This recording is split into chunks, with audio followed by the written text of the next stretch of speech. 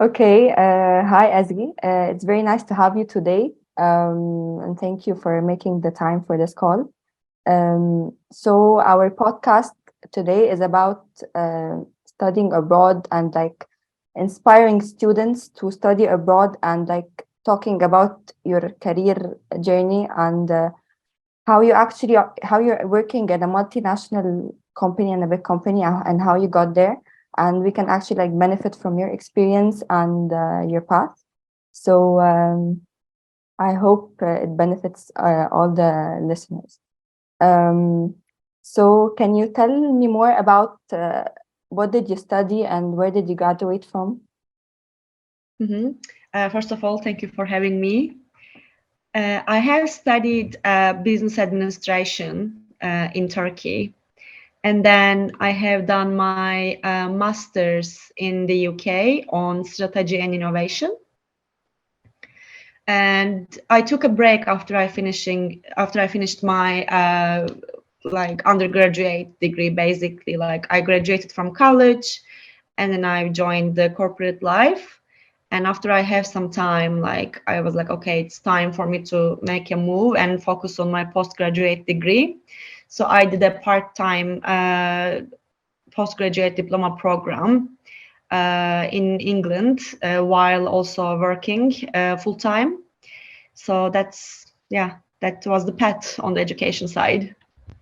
Great. And you're actually working as a senior operations manager in YouTube, right? Yes, my title is Senior Operations Manager. I'm based in London because YouTube EMEA headquarter is in London. Okay. Yeah, it's gonna be 4 years in September. That's great. That's a long time.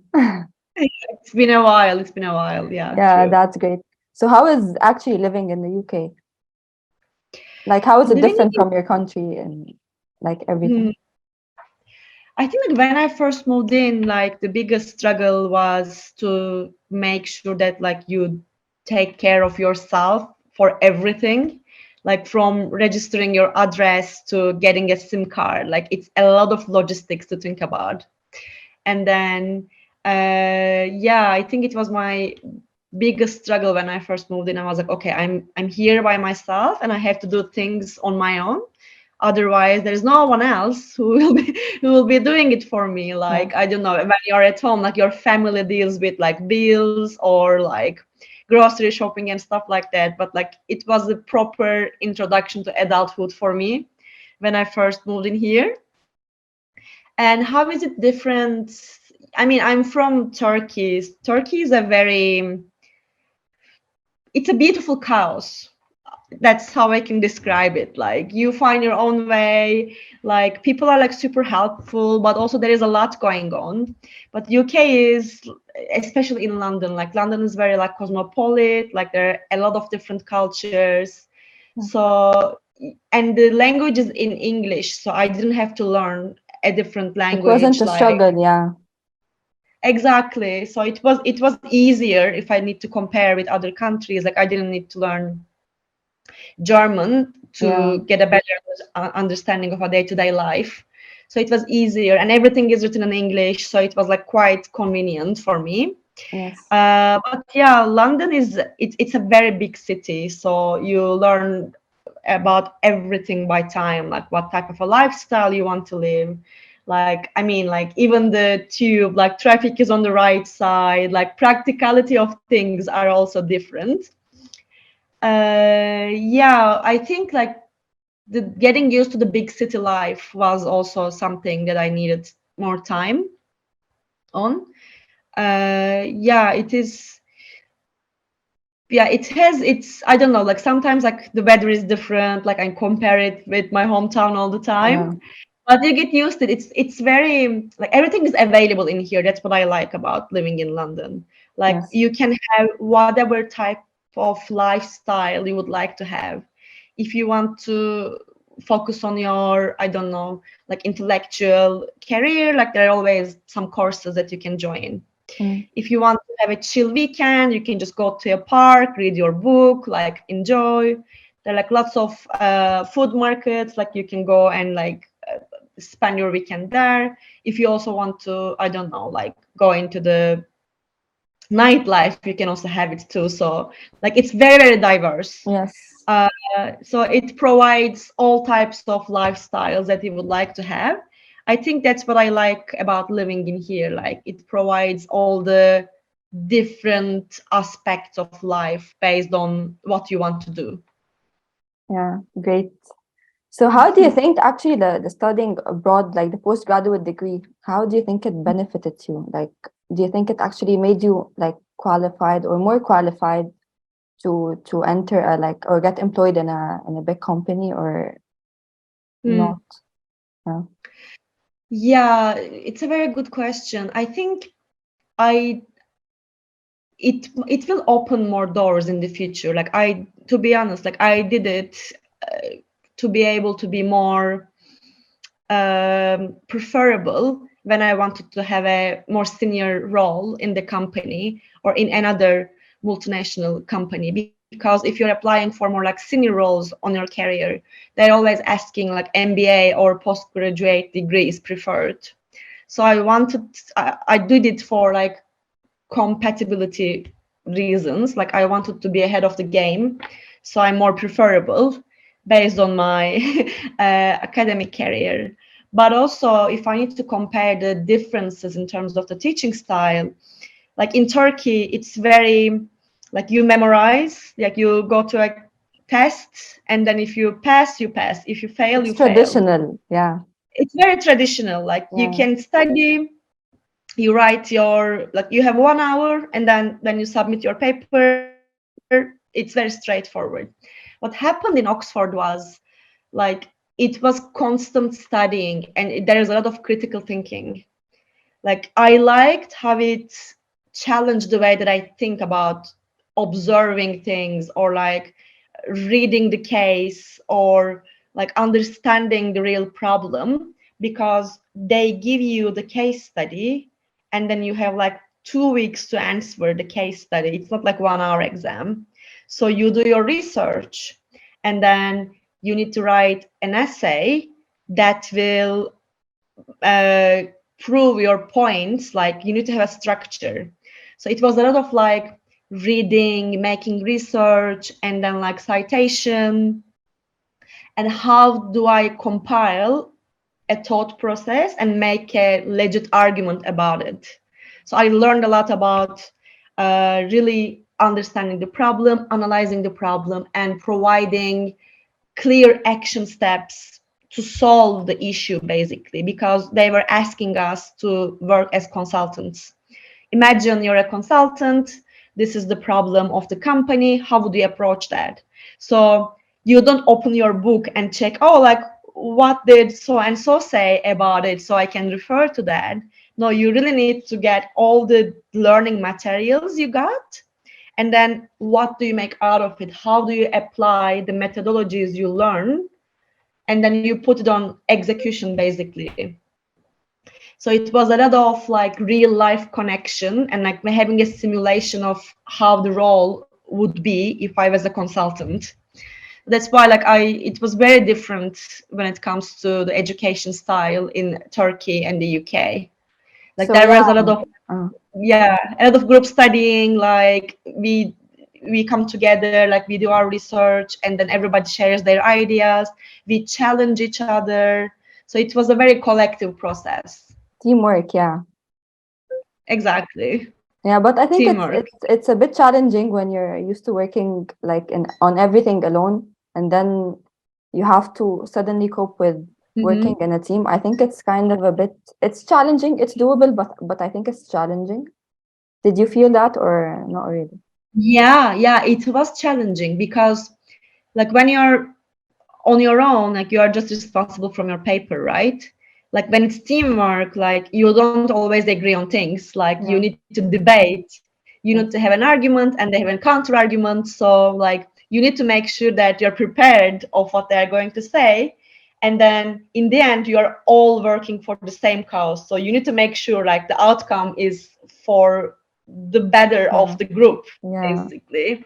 Yeah. True. Yeah, but you learn a lot from each other. Also, like I was one of the youngest in my group, So there were a lot of like senior people on my study, and like they have a lot of experience, they have big like financial acumen, so like their mindset was different, like the thinking process was different. You learn a lot from each other. Like you also need to have a say at the table, like although I'm young, I'm less experienced, like this is my interpretation of the situation, or based on my understanding this might be used as a supporting argument. So it was a lot of, yeah, like critical thinking process, and then how do we come together and make the collective approach to present the last decision, basically. Yes. Yeah, great.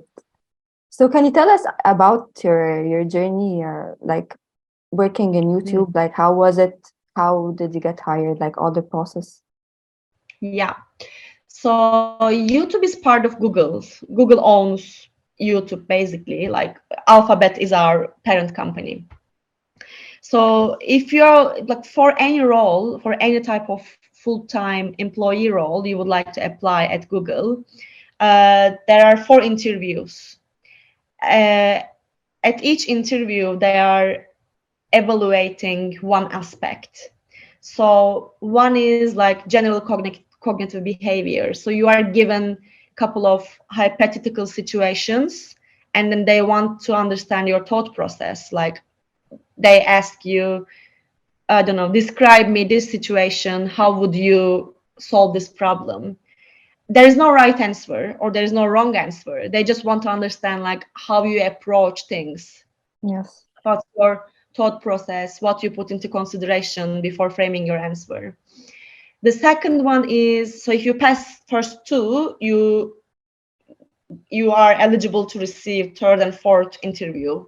Second one is role related knowledge. So how much do you know about the position you're applying for?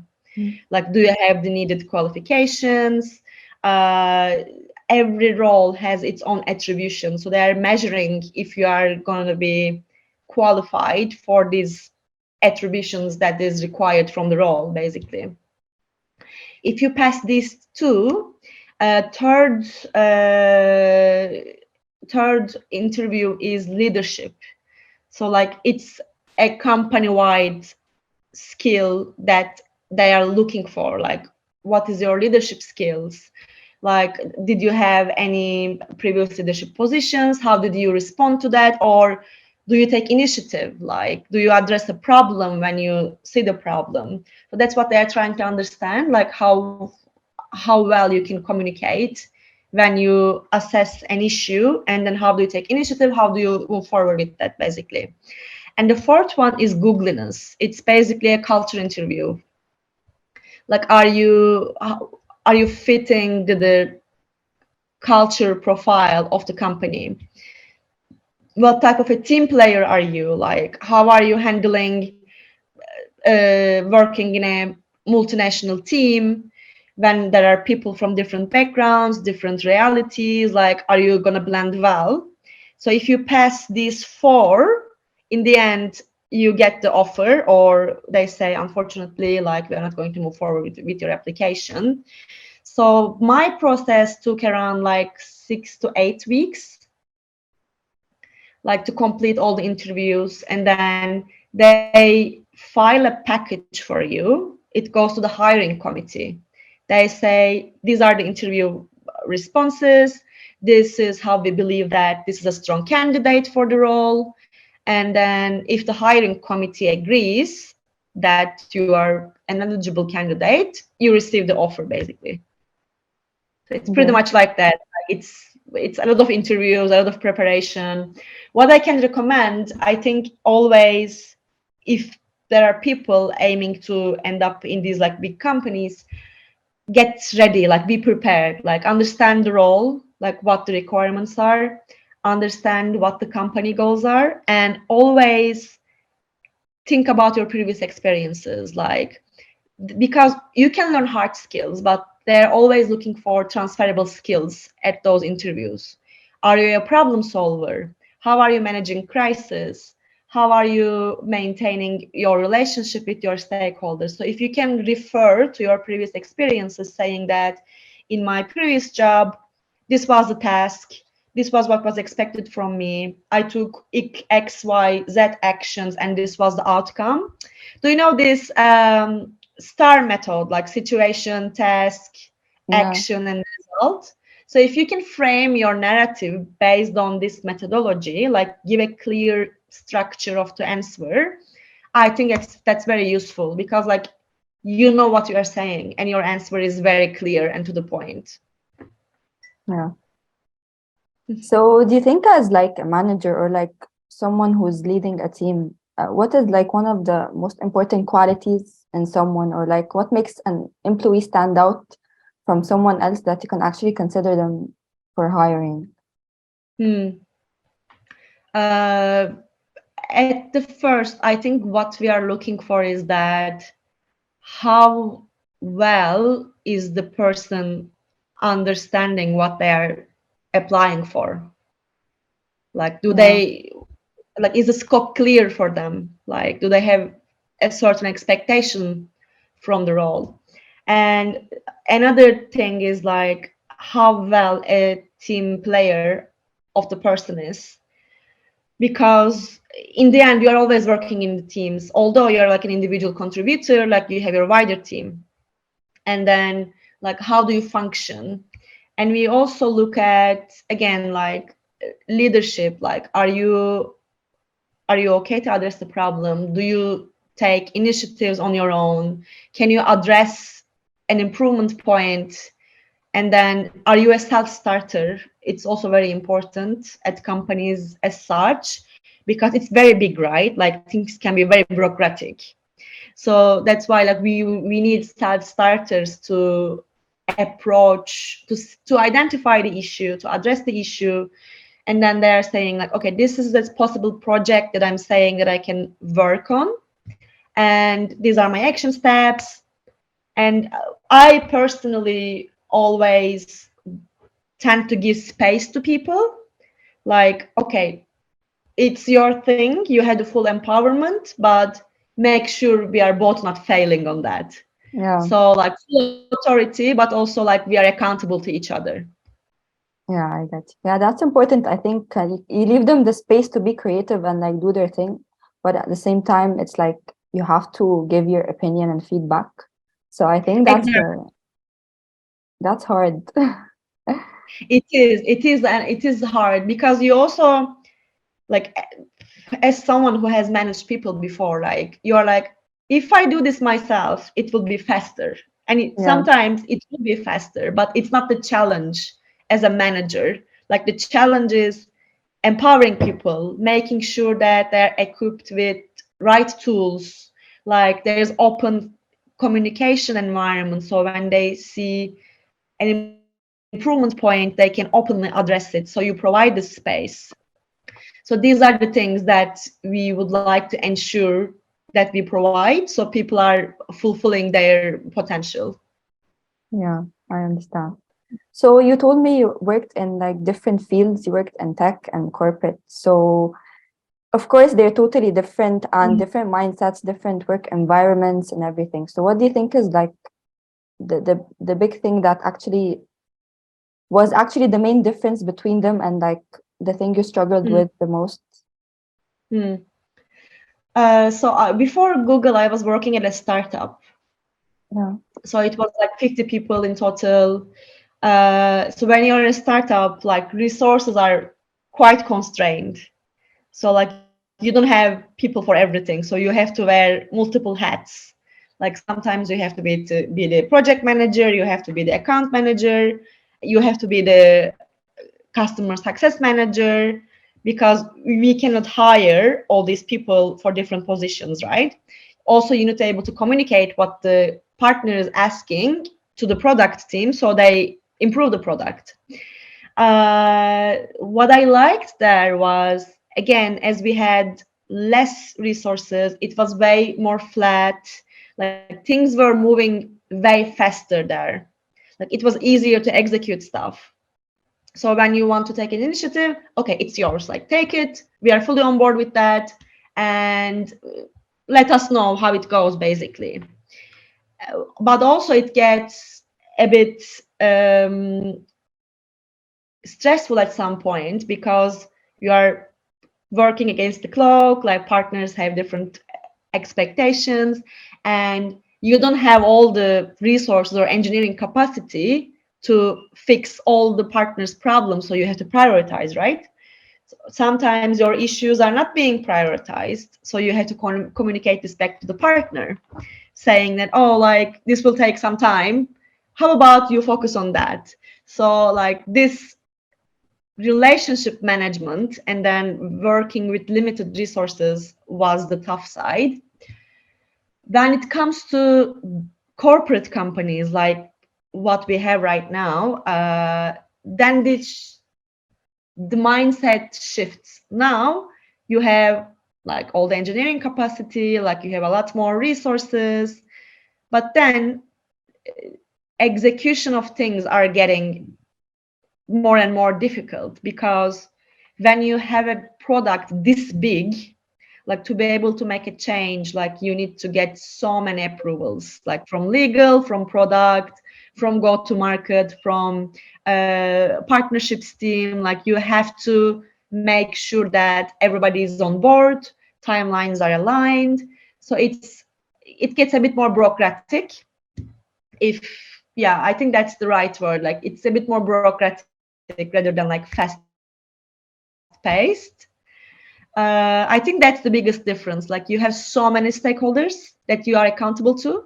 So you need to make sure that like when you are going for a launch in a country, like again, you have your government relations team, you have your sales team, you have your partnerships team. You need to make sure that like all education material is prepared in advance. So when the scale gets bigger, things are getting more and more bureaucratic. So it's not that easy to change things. So what is your opinion about living abroad and being independent from our families? Well, I mean, I think I can't be objective about it because it's my experience.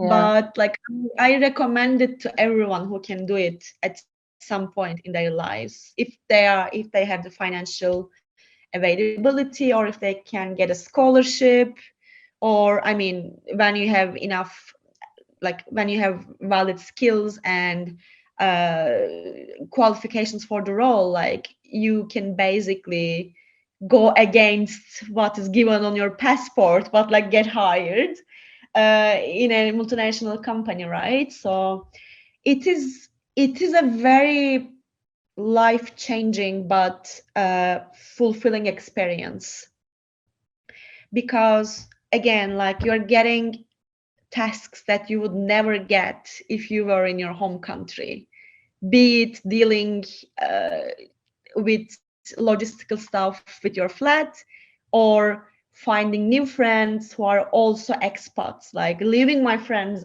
behind me and then like creating my own social circle again was very difficult at the beginning. But now like I have friends from all over the world.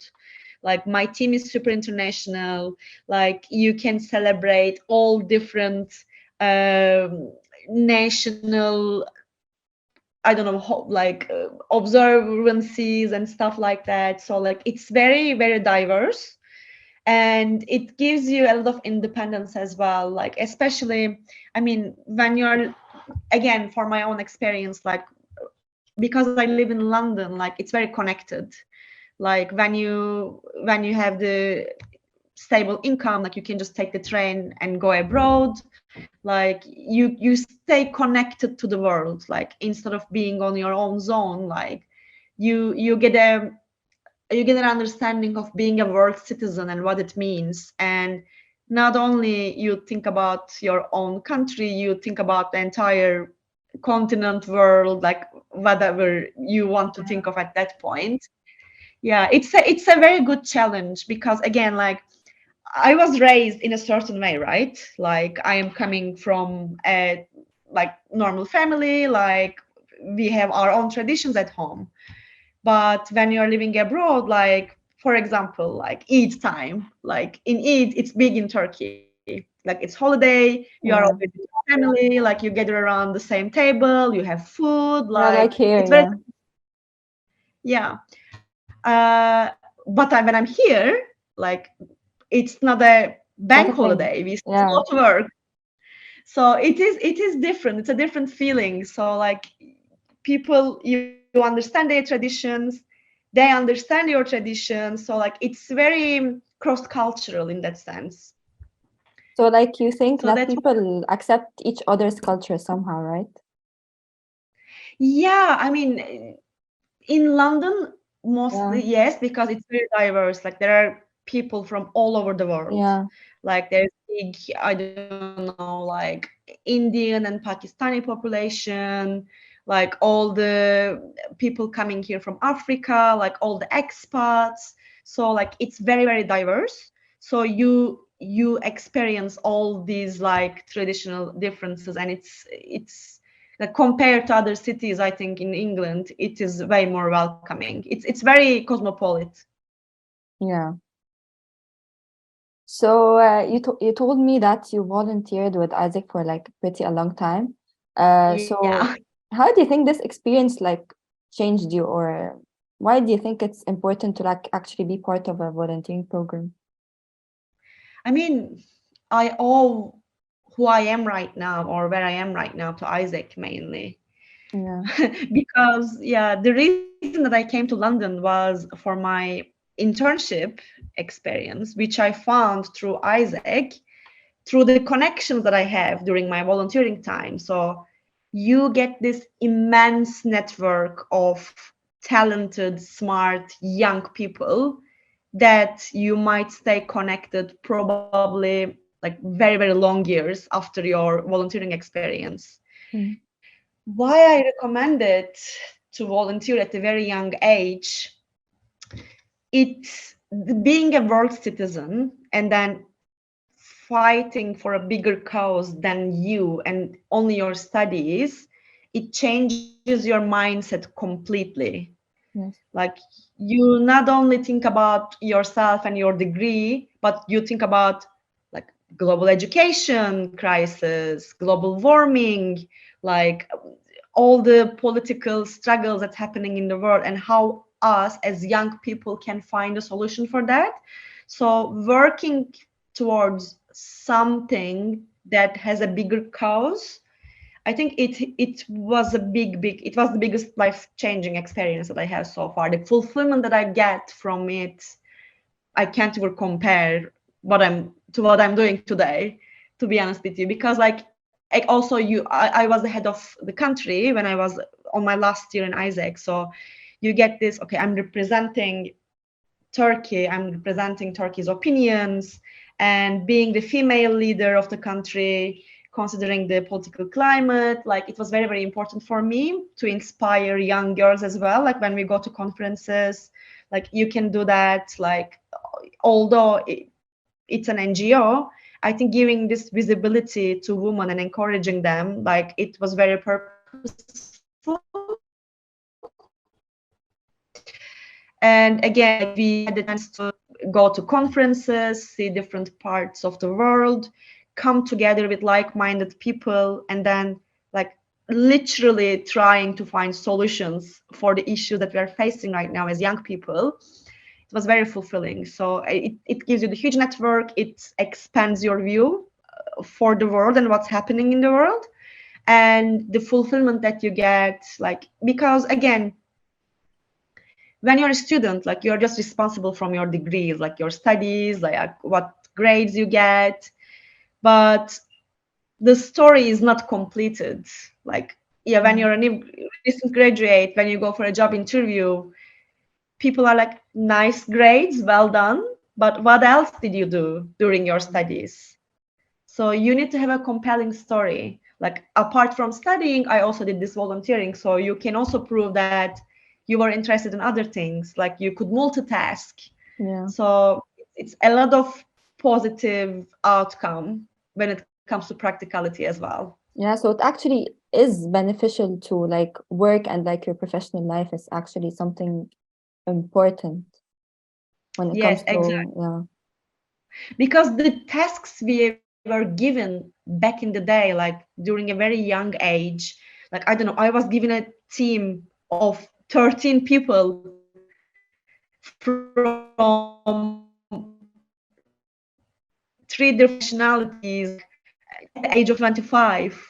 And then like I was given a budget of like 1 million euros back in the day. Like, okay, this is the budget, like this is the operation, like it's huge. Like not many people gets it in their lifetime.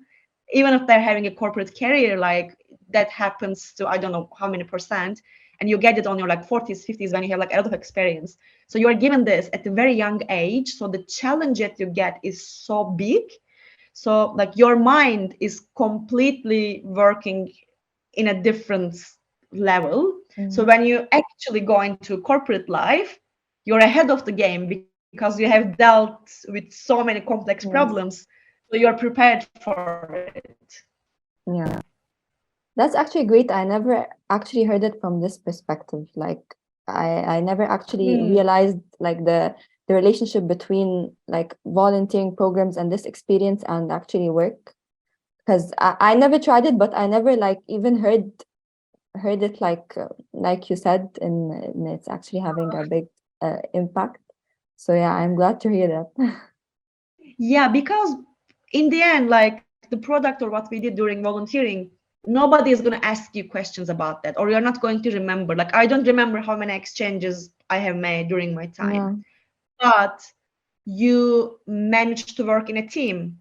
You learn managing different backgrounds, different nationalities. You learn how to manage a board. Like there are many, many senior people in your board and you're accountable to them. So you learn a lot about like stakeholder management, team management, representation, which are the, again, transferable skills that you will use for the rest of your life. So the earlier you start experiencing them, the more you are going to be ahead of the game because you are already dealing with these issues from a very young age. Yeah. So talking about inspiring women or girls, why do you think it's important like to encourage girls to be financially like independent and have their own careers? Like, because some societies or like most of the societies, they just see the woman as like someone who's not really like applicable to work, or it's not actually their role in society to actually have a successful career. So how do you think it's important, or why do you encourage girls to actually have a career? I mean, it's a very dear topic to me, but I'm also very cautious about the sensitivity of the topic, and I'm not educated about that. So I will try to pick my words very carefully. Yeah, from where it's from your experience. Like you don't have to like generalize it. Like how actually you think it's important. It was important for you. Yeah, I mean, having your own career is to have a say at like how you want to live your life, basically. Like some women, especially like countries like ours, like there are traditional paths for women, right? Like you go to school, like you get some level of education, and then it's expected you to get married at a certain age. You need to have kids at a certain age.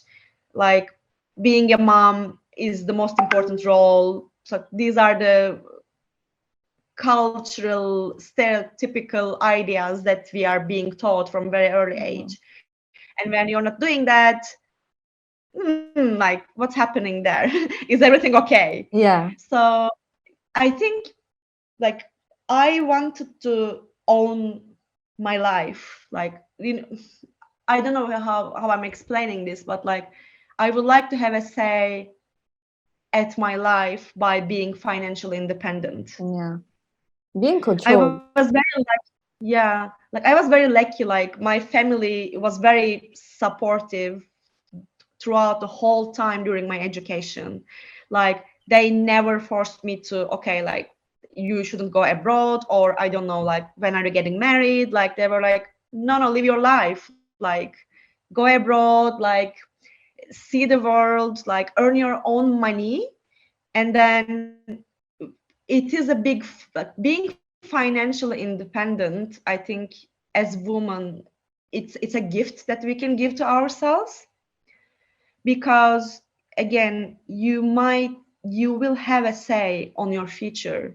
Like I have seen or I have heard so many stories about women who weren't financially independent, but they couldn't leave their marriages because of the Yeah. financial restrictions, because they're not working, they're not skilled, so they have to live rest of their lives in the way that they wouldn't like to. And I mean, there are also great stories like for women who would like to stay at home, raise their kids on their own. It's also a path, and I respect. But also, if you want to pick a corporate career as a woman, like you are gonna face with so many glass ceilings without noticing. Like society is going to push you. Oh, I mean, like she's a single woman. Oh, like is she capable of a leadership position, or is she bossy? Like when a man, a woman, like they say the same exact same sentence, it might sound bossy when a woman says that, but it might sound as a leadership skill when a man says that. So there are a lot of these type of stereotypical differences. Yes. So you as a woman, you need to be prepared that you are not fitting the jacket that is given to you, but you make your own.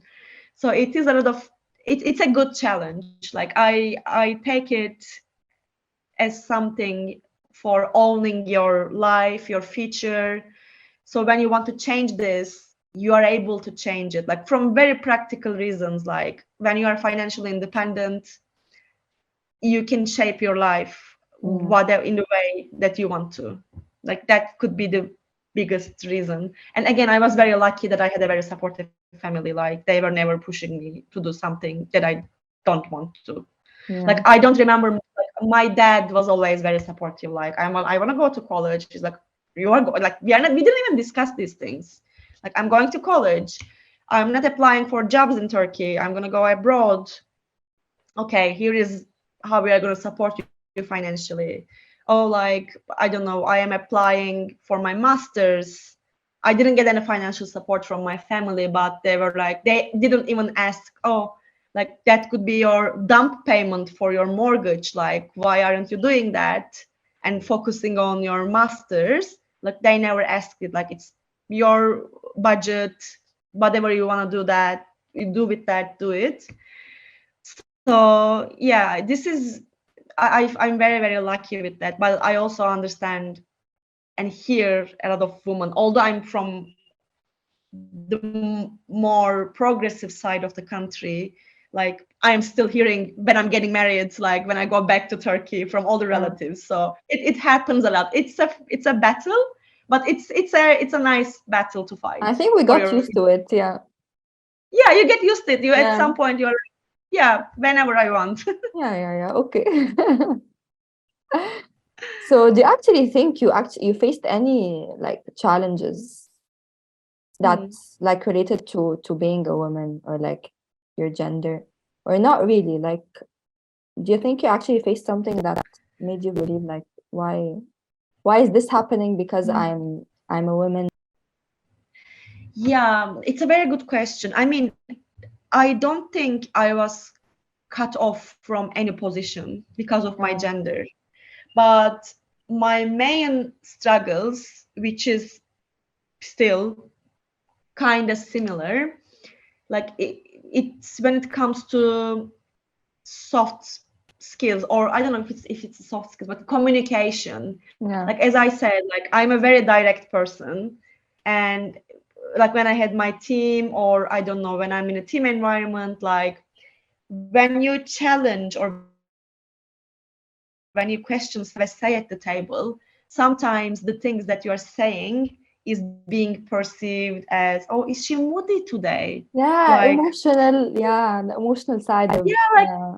exactly. Like are you like emotionally stable because like you sound like Yeah. angry? Like I'm 110% sure, because I'm a woman, they're Yeah, questioning my emotional stability. for But when sure. it comes to a man, like it is more Rational. ambitious or assertive, Yeah. yeah, like intentional. But when I ask the same thing, Yeah. oh, like, are you a bit moody today? So that's my biggest struggle with like gender and stereotypical understandings of how a woman should behave, talk, or I don't know, like people always perceive me as a tough person, but I'm like, if a man was saying the same sentence or questioning, that would be understood as ambitious or like committed, which is, yeah, that's a bigger struggle rather than being blocked on something because I'm a woman. It's just all these like small bits.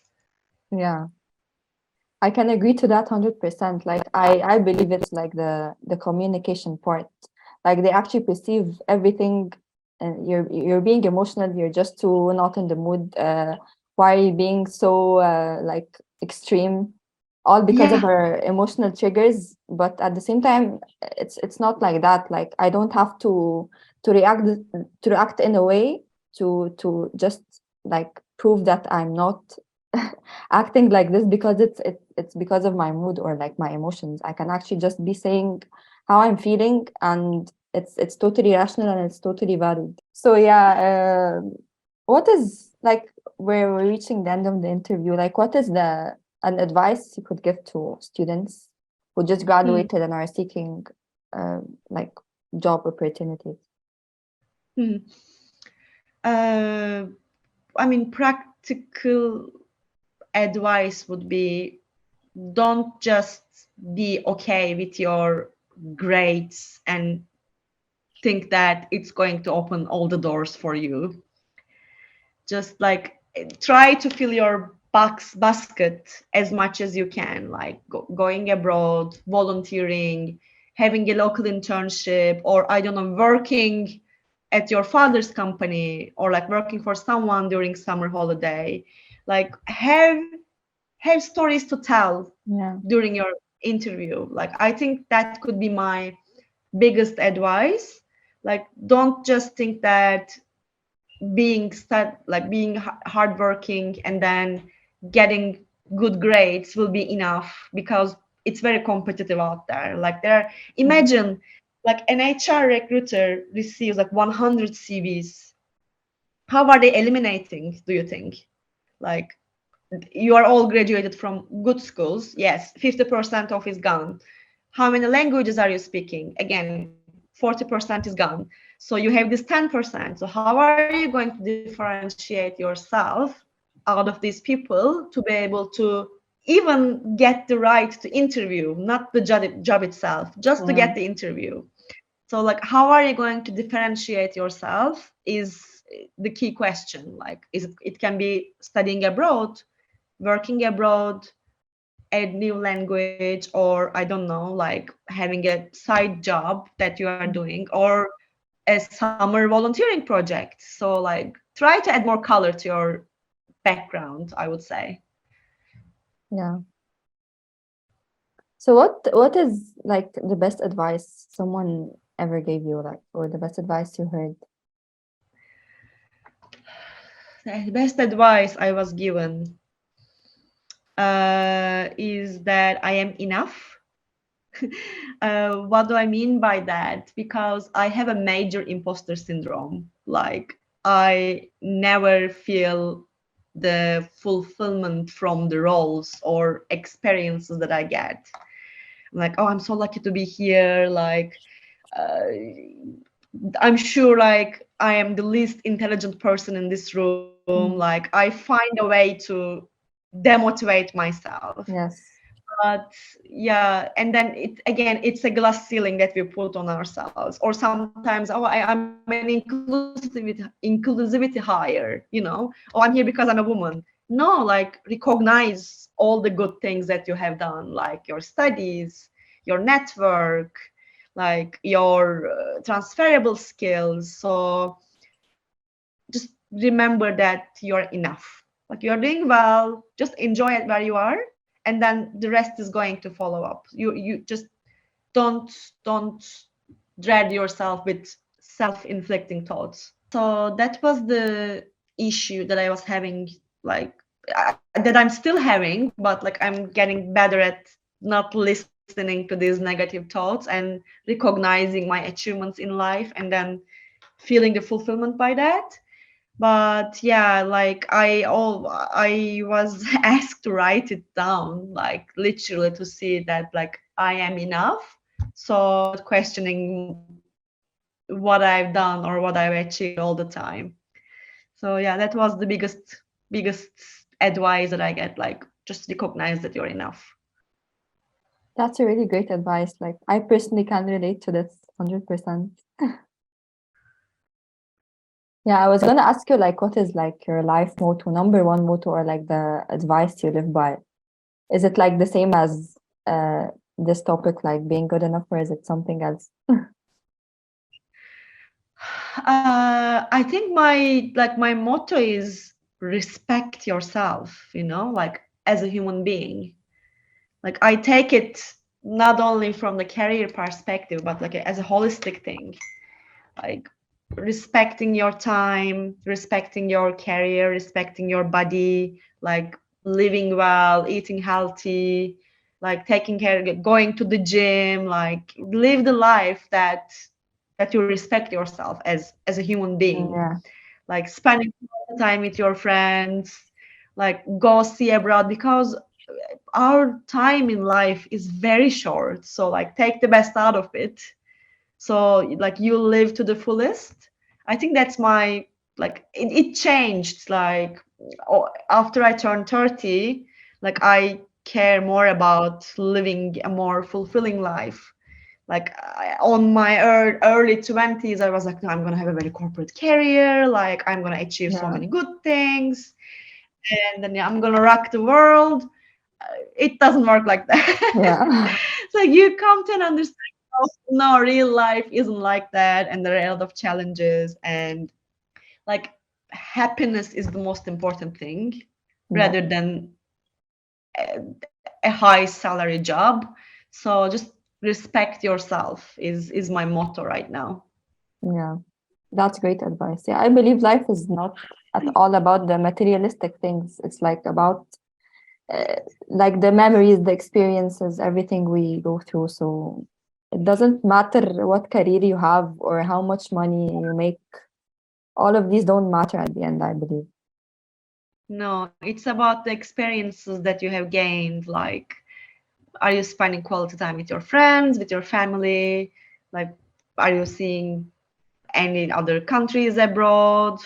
Like, just spending all your day or time at the office is not the meaning of a fulfilling life, for sure. Yeah, definitely. Great. Thank you so much, Ezgi, for this conversation. It was really lovely having you. And thank you so much for making the time. Um, yeah, it was a pleasure having you, definitely. Oh, thank you so much for having me. I really enjoyed talking to you as well, and I hope whomever is listening finds it like beneficial. And thank you so much. Thank you so much. Right. Bye bye. Bye.